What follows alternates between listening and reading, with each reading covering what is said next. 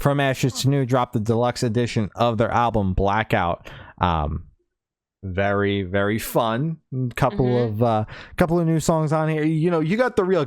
They really hit the gamut on this one. They checked off every single box of what you expect on a deluxe album. You got the feature on the song that was already on the record. You had that twice.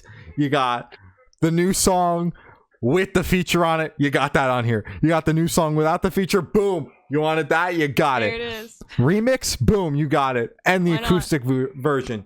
They checked every box. So, Barely Breathing was on the record. Now there's a version with Against the Current.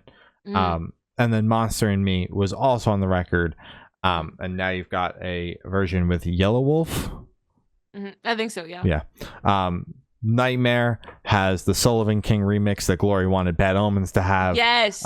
Hate Me Too has the acoustic version. One Foot in the Grave is the new song with Aaron from Of Mice and Men.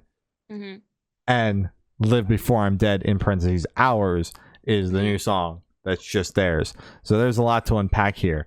Go ahead. I'm just gonna say this, and then if you have more to add on. I liked the album. The deluxe tracks are not my favorite, but they're deluxe for a reason. They aren't supposed, they're an addition. They aren't the whole thing. They aren't the whole product. It's kind of like, hey, we made these too, so if you like them or not, you know, it's fine. It doesn't impact the album. Yeah.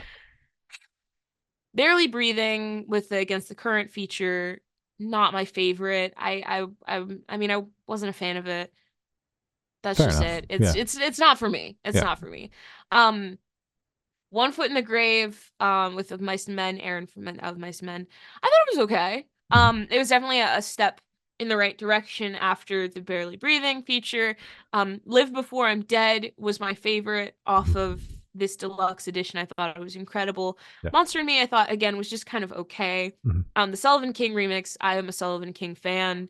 Kind of like a low-key one. I don't listen to him, but like if I see he's like on an alternative album, I'm like, oh, this shit's gonna be good. Because he knows that he's good. He can do his job. He's incredible.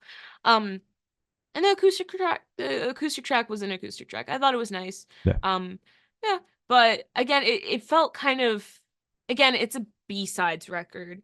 It's a deluxe record. So it's not the album, but it wasn't one of those situations where we're like, dude, the best shit is on this B-sides. Why didn't they put this on the record? It's like, I can understand why this wasn't included on the record. I can understand.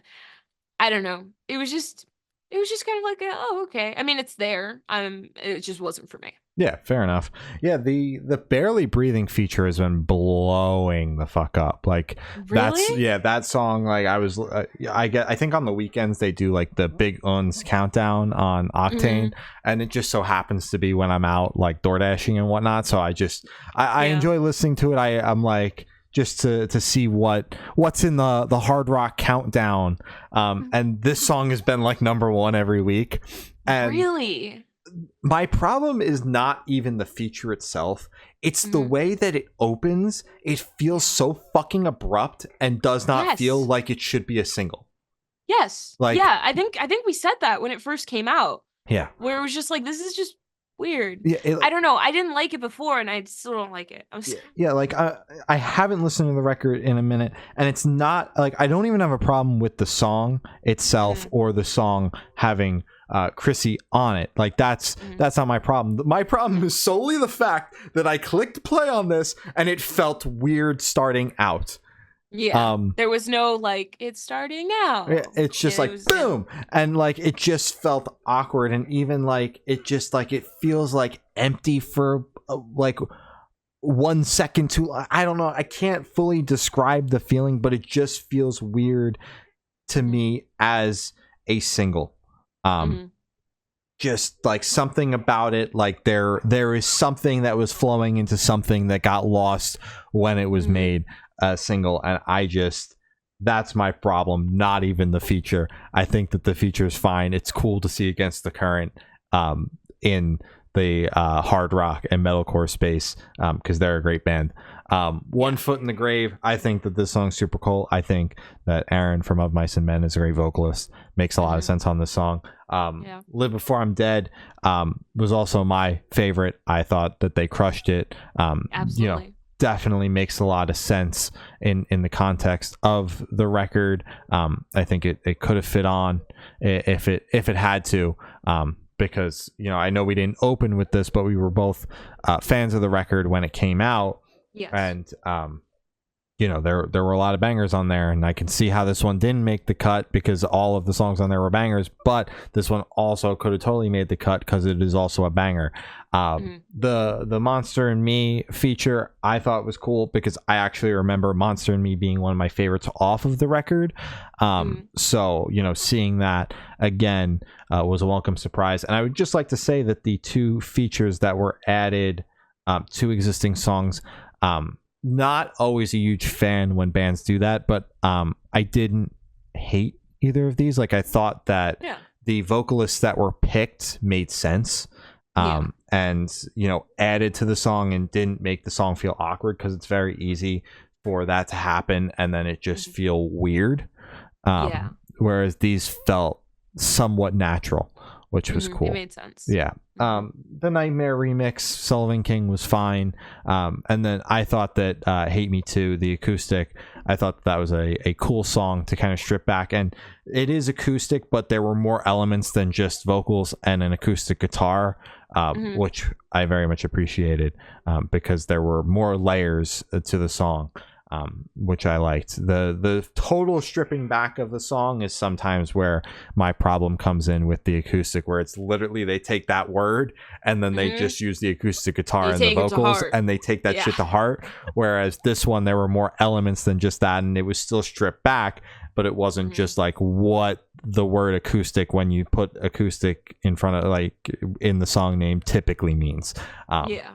So I thought that it was cool. I thought, it was a good pick to be made acoustic. So overall, I, again, enjoyed this deluxe, and I was just, glad to see new life again breathed into this record, because this band, off the back of this record, has been blowing the fuck up, doing crazy shit. Like, what was funny was when that Set It Off tour got announced, you were like, From Ashes to New is big enough to be direct support. I'm like, yeah, dude. But I had said the same thing to you and on the podcast when I saw them open for Memphis Mayfire, and I didn't realize how big they were then and how many people there were there for them.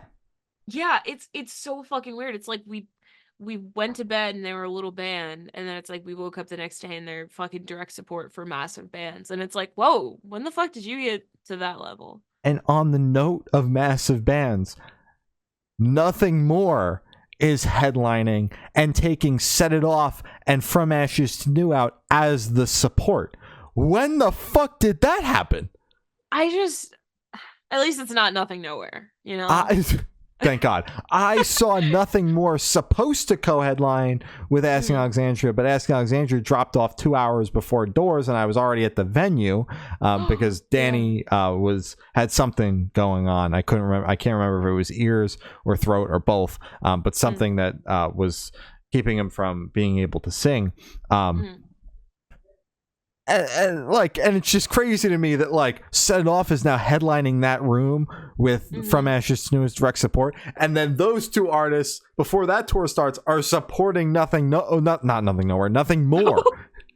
Like, again, it's like I'm gonna have another Kubla Khan moment where no one fucking told me that these bands were blowing the fuck up, and I've been paying attention to them. Exactly, like, they're on our radar 100%, but it's still just like, whoa, what the fuck? When did that happen? Yeah, Kubla Khan still confuses me, because it's like they feel like that's an anomaly. Still a small band, but then it's like they're fucking direct support for not direct support, but they're second of 4 on the Lorna Shore tour, which is massive. Lorna Shore tour, yeah. It's fucking wild. Yeah. It's just wild. I don't understand. Happy for them. So happy for them. But it's just kind of like, whoa, slow down, guys. Slow down. Yeah.